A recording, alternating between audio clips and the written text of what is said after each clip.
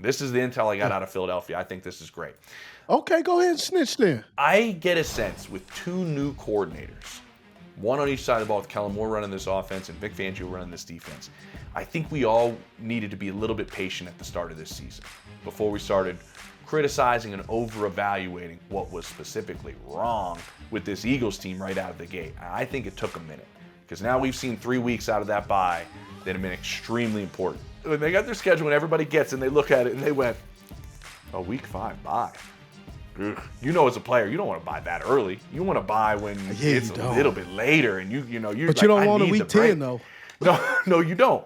But they were going, oh, week 5. Well, when week 5 rolled around, they were like, thank God we got a bye. We got a lot to fix, and we're glad we got it early. So when I talked to some people there during the bye week, it was this. We're almost lucky that this happened early. Now we had a short 4 weeks to see what we're doing on offense with a new coordinator, what we're doing on defense with a new coordinator, and what do we need to change. Okay. And so they were able to make some changes, specifically in the run game.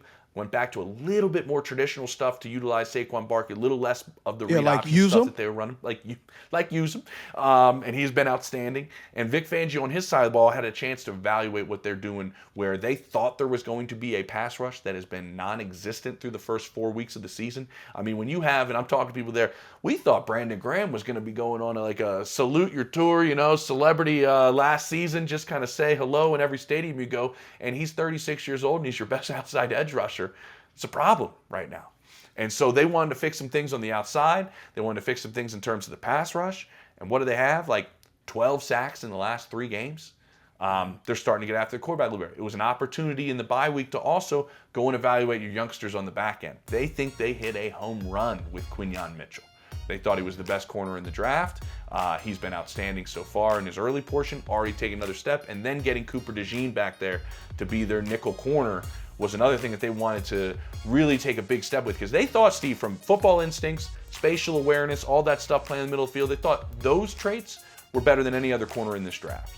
They're not saying he's an outside guy that's going to go step for step with the best receivers in football, but that interior area, his football IQ and things, outstanding. Yeah. And we've seen a defense now, since that bye week, 12.8 points a game they're giving up. They've tightened up. I mean, that's tightened up. And we're starting to see a little bit more effectiveness from Jalen Hurts, not turning the football over. You see what different this offense is, Steve, when you have Devonta Smith and A.J. Brown on the field at the same time. Yeah, but it also has to do with running the football. When you can run the football and take a load off of your quarterback, where sometimes, we talk about these quarterbacks, almost we give them hall passes, then we trash them. But understanding, when you have a consistent running game, that allows you to actually open up the playbook. When you can open up the playbook, then that's where the cute stuff can actually work. But when you don't have a consistent running game and you're trying to throw all these gadget plays, now you just look desperate. And then people start to judge you and say, hey, you're not sure what you're doing, which is probably the case, because when you don't have a running game, all you have is creativity to try to figure out how we can move the football. So once that has really opened up, Saquon Barkley has shown that, hey, he's looking like his rookie year. He is. He's running tough. He's getting tough yards. He's running guys over. He's running through them. He's being an every down back. The thing that I just want to make sure and I want to see is they not overload him and then all of a sudden wear him down in December and January, where you really need him when it starts to get cold and you can't throw the ball or the bad weather, because of Philly could get pretty cold.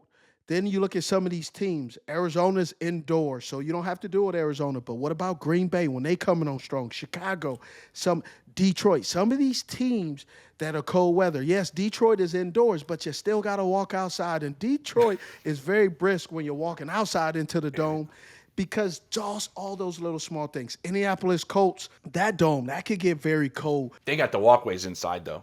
Go from the hotel. Yes, but I don't go outside in Indianapolis. I stay in. Bro, I've been in Indianapolis. Place freezing cold.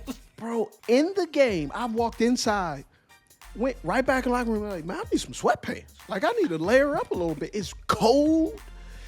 It doesn't really heat up until the fans start coming in. Yeah. Once the fans are not in there, it's just empty. Man, there ain't no warm bodies in there. It's just you and the football teams.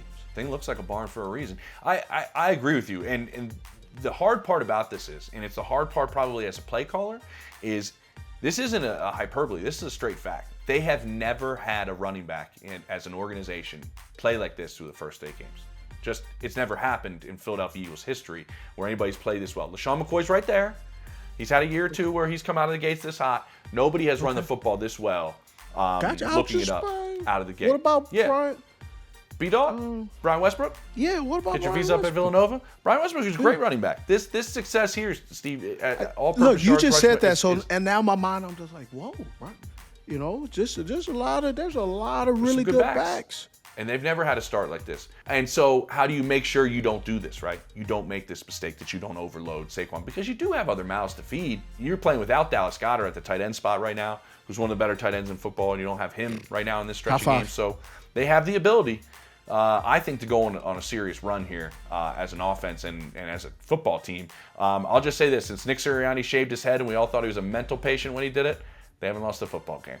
So I guess it was the right move by Nick. I'm not touching that. That's on you. James said that, not Steve.